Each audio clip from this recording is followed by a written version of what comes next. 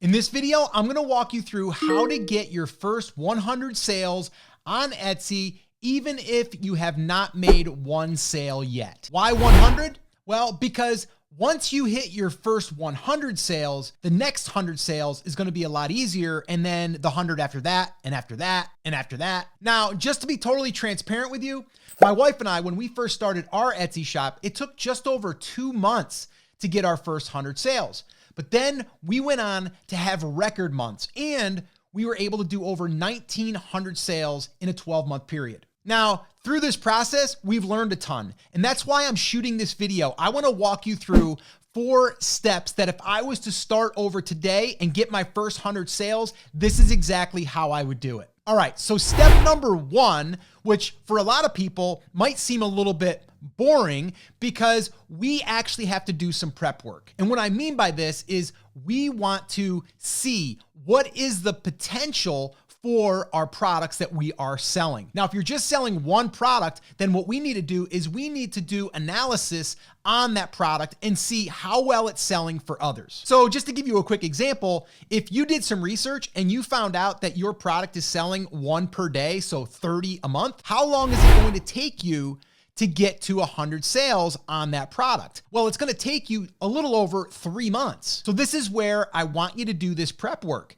I want you to see what is the potential for the product that you're selling, and how long, if you did everything right and you were able to match that person's sales, how well are you going to be able to do, and how fast are you going to be able to hit your 100 sales? So let me just give you an example on how this would work. I'm using a tool called Everbee, which I'll leave a link in the description down below. I'll also throw it up here on the screen. You can try it for free, and you can actually do the analysis on your product right now. So let's say that you're selling boho printable wall art. So I would put that in the search engine in Etsy. And then what I would do is I would come over here and I would search. I would do the product analytics, and I would let it tell me how many of these products are selling and how many are like the ones that I'm selling. Then what I would do is I would come in here and sort by monthly sales, and then I would start scrolling through to see the type of product that I'm selling and seeing if I can look at their numbers to give me an idea of how well mine might sell. So let's say that this is similar to what I am selling. So what I would do is I would want to look here, and I'd want to see the estimated monthly sales. So here there's 262 average monthly sales for the month.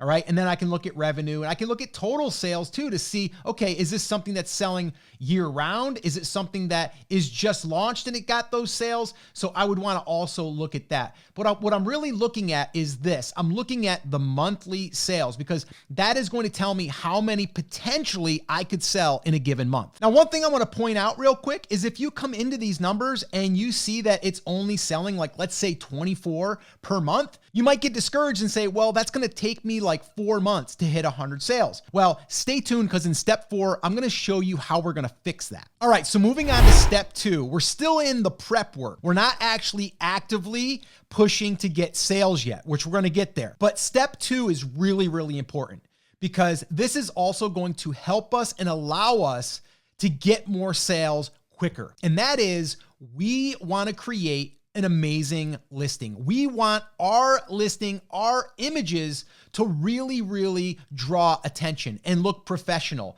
because in the beginning, we are going to be relying on how well the product looks and also how well it is optimized, because in the very beginning, we don't have any history. We don't have any reviews. So it's really, really important that we get this part right. So I would spend time making sure that we have good quality mock-ups. And I'll show you an example here of what I mean. So this is a perfect example of what I'm talking about. They actually took the product and they framed it and they put it up on a wall. Now, this is a printable, so you're not getting these frames, but what it's showing you is the finished product, which is really, really important. It's also taking you inside of the environment, of the room that this could be hung in. So it shows you it being used. If you just put a piece of paper on this screen, it would not do this justice. And then they did exactly what I would do.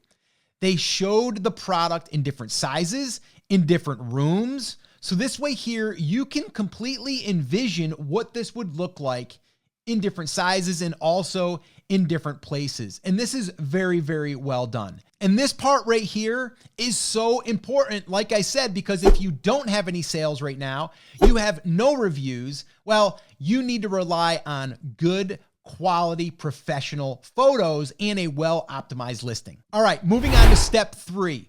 And this is where we're going to be pushing for our first 10 sales. And why 10? Well, because 10 sales is a lot easier to get than it is to get the 100, right? But the 100 sales are going to come a lot easier once we get those 10. And here's why.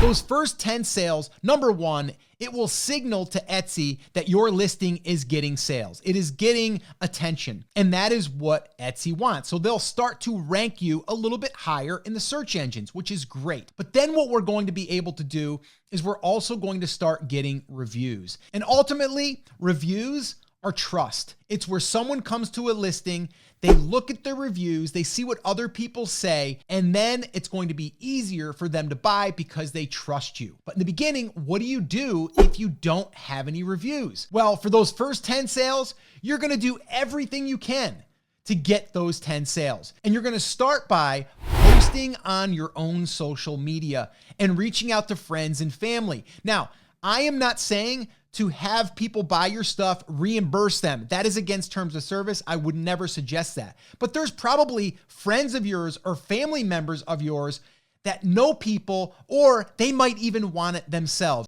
And for the most part, our friends and family want to help us out. Think about this for a second. If you opened up a new ice cream shop and you told everyone that you were opening an ice cream shop, they would probably come in and want to pay you so they can help you and get started. So think about it that way. I would not say go out there and tell people to buy your stuff and then reimburse them and do that whole thing. That's black hat. I don't suggest that, and I don't think you should do that. But I do think you should let people know that you're excited that you just opened your shop and that you're excited that you have products that you're going to be offering in this niche. And then the other thing that I would do here in this step is I would start running Etsy ads. And I know a lot of people are like, well, Scott, I'm not making any money yet. How am I going to buy these ads? Well, here's what you need to shift your thinking around. That is, you are opening a business. And whenever you open a business, you usually got to put a little bit of money into it, right? And a lot of times, if you're buying a franchise, there's a lot more money that goes into it. But I'm talking $2 to $5 per day to be able to get in front of people. And that is going to be the fastest way to get your first 10 sales. So these first 10 sales, they're not going to be your easiest sales, but you will get them. And once you do, then you're going to be able to get reviews and start getting that momentum. And then we'll get the next 10 and the next 10. And then finally, we'll get our 100 sales. All right. And step number 4, and this is where it kind of all comes together.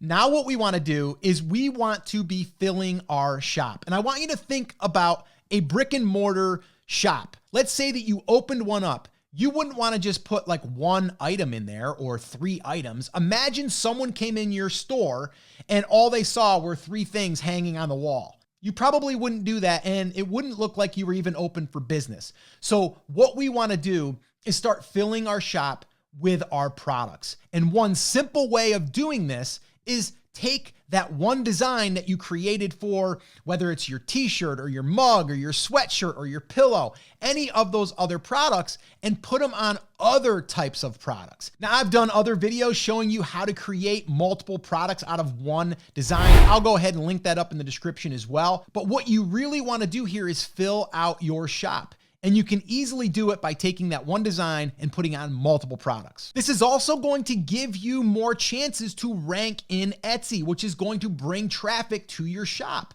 Well, guess what? If we increase the amount of products we have out there, those are increasing the chances of people finding us. And then when they find us, they are going to come to our shop. And then guess what happens? They might buy 2 things or 3 things or 5 things. And now getting to 100 sales is going to be a lot easier. And one thing that's going to speed up this process and speed up you getting to 100 sales is finding more products that have high demand. And that's why I shot this video right here that walks you through my 5-minute hack on how to find good products with high demand. Watch that one next, and I'll see you there.